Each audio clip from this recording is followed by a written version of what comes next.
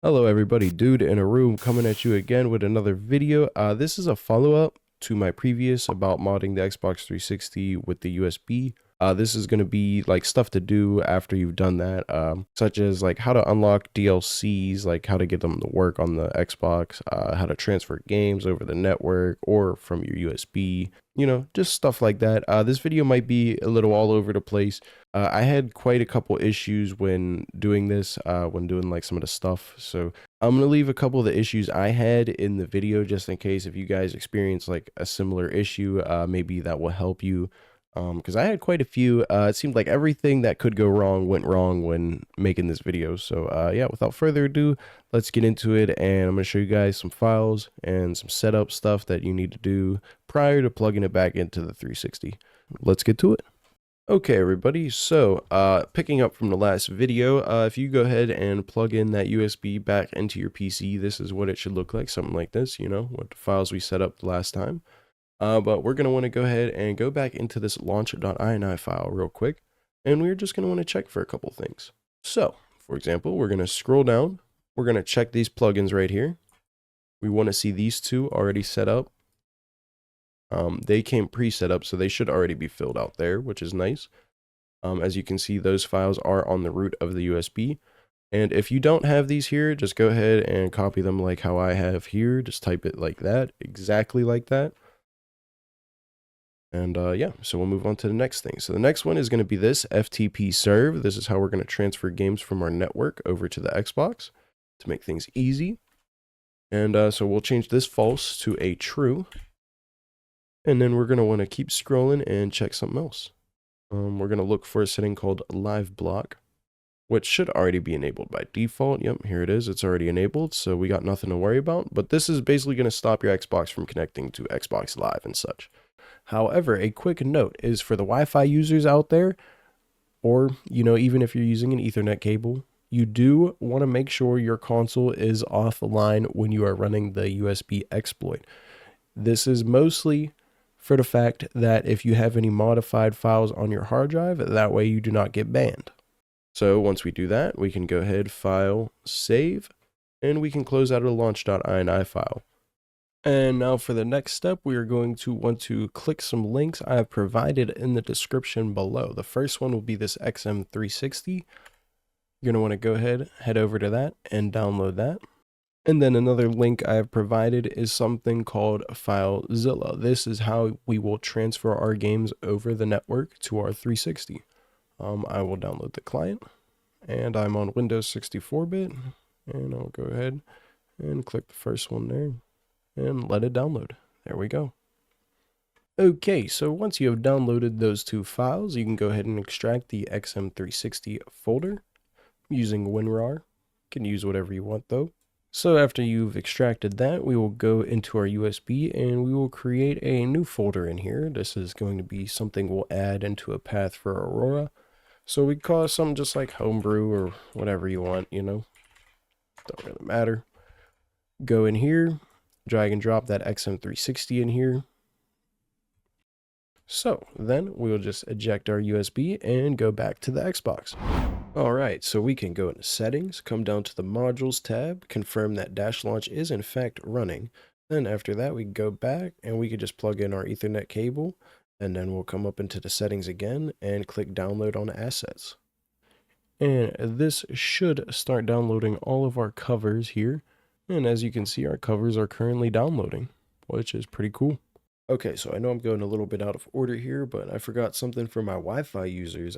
So to connect to Wi-Fi, you're going to want to press the guide button, go into your system settings, and you will enter and connect to the Wi-Fi from here. So, yeah, just connect to your Wi-Fi like regular. Obviously not going to show my password, and then you just want to stop the Xbox Live connection test. And if you press the guide button, then you can go back to Aurora Home and continue from there. And so, for example, if there's a cover that you do not like, if you press Y to go into the details, and then you come down here to this one where it says preview, and then use the left on the D-pad, you can see you can go through options. Then there's one here that says download cover. This will allow you to pick any cover that you would like. For example, I know this is actually not all the episodes from Liberty City. This is actually just the regular one. So I can go ahead and change it to that one, and it should download and change just like that. Okay, everybody, so now I'm going to show you how to rip a disk. So there's two ways you could do it. You could use XEX menu, but I'm going to show you how to do it through Aurora today because I think it's easier. So first things first, you're going to put in your disk. And I do want to say, if you have like a 2-disc game or like, 3, 4, or like however many it could be, you could rip them all the same as you do like for a 1-disc game. But if there is a game like GTA 5 where one's like a content install and then the other one's the actual play disc, you can just run the content install disc first and install it to your hard drive like regular, and then just rip the play disc. And yeah, so that's what I'm going to show you here. All right, and I finally recognized my disc. I have Dead Space 2 in here, so this is a 2-disc game, but they're actually both play discs. But if you can see in the bottom right there how there's them 2 dots, if you notice like these other games don't have that, that symbolizes it's a multi-disc game. Also, the red border around it shows that it's a disc. All right, so from here we can just press the back button to go into System, File Manager, and this is the point where you want to set up a folder if you haven't already. So we'll go into HDD1. We already have a games folder set up, but you can just click this new folder button up here in the top left, create a new one. We'll come in here, and we will actually want to create a new folder in here and title it the game we are going to rip. So, and then we'll come up in here, and then we will do this. So we'll create another folder for each. But yeah, so we'll just, disk 1 and disk 2 all in the same folder right there. But we'll go back again. We'll go into this spot that says DVD and select all of the folders and files inside of here. And we'll come down here to the copy button. And then what we can do is we can go back again, go into the hard drive, go down to that games folder we just created. So then inside of here, we can click the paste button, which is over here. Then we'll just hit yes. And that's going to copy from the disk. So, okay, so the transfer or rip is complete. So then after that, we can just go ahead back out of these menus here. And I don't see my games, so I will actually scan the path. And I already have my games folder added as a path into Aurora, and the scan depth is 5. I'll hit scan.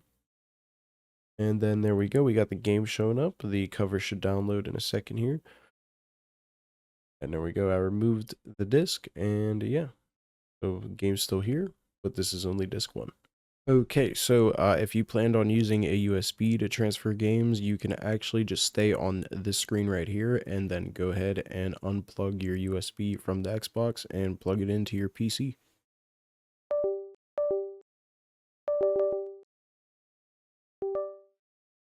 Okay, everybody, so once you're on the PC and you have your USB plugged in, just go to the USB, create a folder for your games.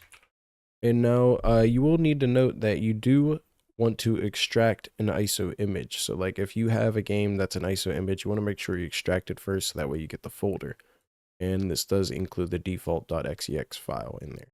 So once you have that, then you can transfer it to the USB, because if you try to transfer this raw image file, it's going to say it's too big. But if we take the extracted ISO image, as you can see, it starts transferring, and it will take, it says about 6 minutes, but okay, so now that you know how to transfer to games, say if you have DLC as well, you'll see it in a title ID folder like so. You'll see the 002 folder and then the file in there.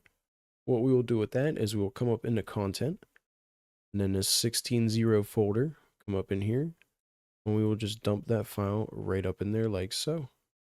All right, and then after that, we'll just go back and eject the USB and plug it back into our Xbox. Once you plug in the USB, you'll be greeted with a notification letting you know that it's been picked up, which is a good sign. And then we'll just go into settings, and then we will add that games folder as a path from our USB. I actually got an error saying that the path already existed again, so I just restarted Aurora, and that seemed to have fixed the issue. The Xbox guide also looks a little different. It looks unmodified, but when you go to the Xbox Home, it takes you back into Aurora. But here's me restarting it and adding the path. And yeah, it got picked up. Just hit the old scan and it worked. Also, can't forget about downloading the assets so that way we get the cover. And then here's some footage of the game running and loading properly. And then also just a quick showcase of that the Xbox Home will actually take you back into Aurora, despite what it says. So say if you want to take that game from your USB and transfer it to your hard drive, or if you have multiple games or you want to make room for more, you could just press the back button, go into System, File Manager, and then we will go down to USB 0. And then we will go into that games folder where we will find our game. Now you could either transfer the whole games folder or you could transfer just the individual game itself. But we will press X to select it, and then we will click the copy button on the left side, and then we will go to our HDD1 and we will just paste it in there.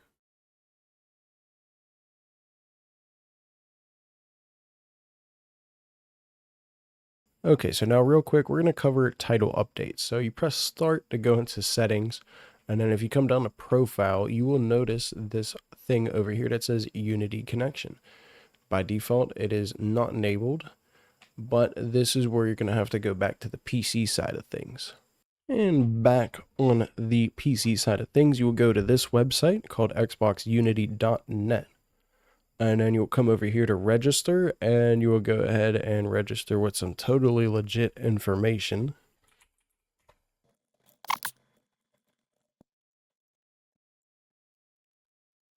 Yeah, make sure you click that. Make sure you click the activation link, folks.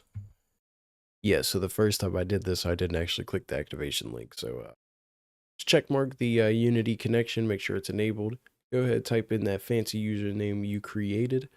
And then you're going to want to hit the request button on the API key, and then it's going to prompt you for the password you also created. So there we go. We got our API key finally. So just make sure you click the activation link, folks. And then if we go over to a game and press Y for the details, come over here to title updates. You can see that's the one that is installed, and Unity Marketplace has all of these title updates available for us to download. So, we go back to version 1.0 of Minecraft, or, or we could just download them all. So, if you wanted to enable that one, you just click enable or disable. But yeah, you could do this with any game, and that's how you get title updates. Okay, everybody, now we're going to move on to the unlocking DLC in Xbox Live Arcade Games portion. So to do this, we're going to go into the settings, go over to the content folder, and we're just going to add a path for that homebrew folder we made on that USB. Now, it did give me an error whenever I first tried to do this. Not sure why, but it just said the path already exists. You'll see it here in a second if I get the path right. But yeah, I don't know what happened. I just did a simple restart of the Xbox, and it seemed to have fixed it. It let me add the path, and then XM360 started showing up. But as you can see here, I decided to leave this in just to show you guys in case you guys have a similar issue. It seemed like everything that could go wrong went wrong during the making of this video. Here we go. Okay, so I don't know what that issue was, but here we go. We added a path. I don't know what was up with that. But yeah, when I restarted my Xbox, I did unplug my Ethernet cable. So we will go ahead and launch up XM360. Now this might take a minute or two. You'll be staring at a black screen probably for a little bit, but don't panic. Oh, and here we are. We are inside of XM360.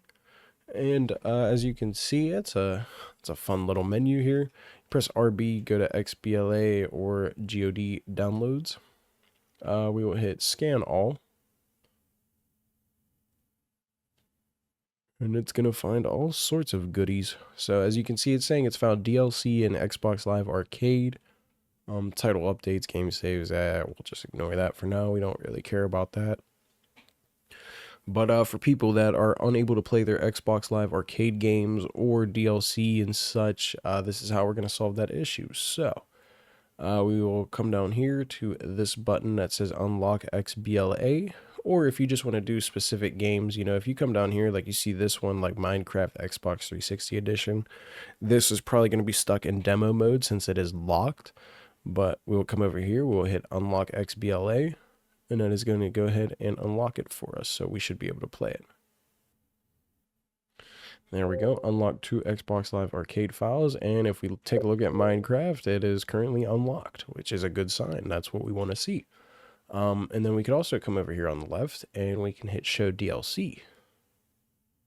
And now here we go, look at this. All this is locked, meaning I do not have access to it. So, we will come over here, and we will hit Unlock DLC. And give it a minute. I know it looks like nothing happened, but just give it some time. Okay, well that took a minute, but there we go. Hey everybody, Post Sean here again. I just wanted to add a quick little note. You will have to unlock any other new games you add to your system or DLC. I just want to let that be known. So you want to keep this application on your 360 for future use. But then we'll just go back, exit to Dash. I know I didn't get any videos of it before, but here we go. We'll load up Minecraft because I know this is something that had some DLC to it.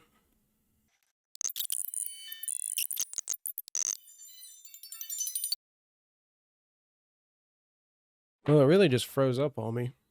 Hey everybody. So yeah, it really did just freeze up on me as soon as I loaded into the world, but here's a quick little showcase showing that the DLC unlocker did in fact work. Okay everybody, now I'm going to show you how to transfer games over the network, and that is whether you're connected wired or wirelessly. So the first thing we will do is we'll press the back button to go into system, and we will take note of our IP address that is listed here. So after you have that, we can go back, then we can go into the settings, and we can come down here to the modules tab, and we will check FTP servers. See, right here, it should say active, but mine currently doesn't. Not sure why, but if you come up in here, you want to make sure that this is enabled. So just make sure that is checked. This is the port we will be on, and the credentials. We don't want to change nothing in here. I tried changing it before and it ended up messing up everything, so I just leave it at default. So the username Xbox FTP, that is the same for the password. So these two are the exact same. But if you notice that your FTP server doesn't say active, what we can do is we can go back into system, and we will hit restart to restart Aurora, and hopefully this will fix our issue. Let's go into settings, on the modules, and as we can see, it is currently active. And my reasoning why I think that happens is because whenever Aurora first loads up, you know, whenever you first run the exploit, you're not connected to the internet. So I think that is why it probably doesn't work or say it's active. So after we have that and it says it's active, we can go to the PC side. Okay, everybody, so we're on the computer now. So we'll go to that FileZilla application we downloaded earlier, and we are just going to install this real quick. Sure. And we will start FileZilla. Okay, ladies and gentlemen, so now that we are in FileZilla, we can come up here. We could use the Quick Connect. This should work just fine. But what I like to do is I'll come up here to File, Site Manager, and I will come down here to New Site. And as you can see, we have a new site. Title it Xbox 360 or whatever you want to call it. Doesn't matter. I'll leave everything as default, but we will type in the host, which is our IP. So that 192.168.1.203. Port is 21. Description, just leave it default. And our user is Xbox FTP. And same with the password. Then we can go ahead and hit connect. And this server does not support FTP. Yeah. Just hit always allow, so that way we don't see this in the future. And here we are. And now we are connected to our Xbox over the internet. Or over our network, I should say. So yeah, as you can see, we can see our hard drive here. We can see our USB, we can see a bunch of other folders, but the main one we're going to want to use is the hard drive, HDD1. And as you can see, we can see some folders we created, like our games folder. This is where we are putting our games currently. So now if you want to transfer a game, what you can do is you could use the left side panel to go find it through your files and such, but what I'm going to do is I currently have my ISO image already extracted and such, so I can just go ahead and drag and drop it. And as you can see, it is currently transferring. This is going to take a little while, but we can let that go ahead and complete, and then we should see it on our Xbox. But yeah, this is how you transfer games over the network. It's pretty simple and easy, not that hard. Okay, everybody, so that's going to wrap up this video. I know it's pretty lengthy, but I left chapters so you guys could just skip around and find what you need. If you have any questions or anything, just leave a comment below. I'll try to get to all of them. And I know there's a couple things that left out, like playing original Xbox games and like converting an ISO image to a GOD, or like extracting an ISO image. So if you guys want to know how to do that, I could make another video real quick about it. Just let me know. But other than that, I hope you guys have a fantastic day, and thanks for watching, and peace.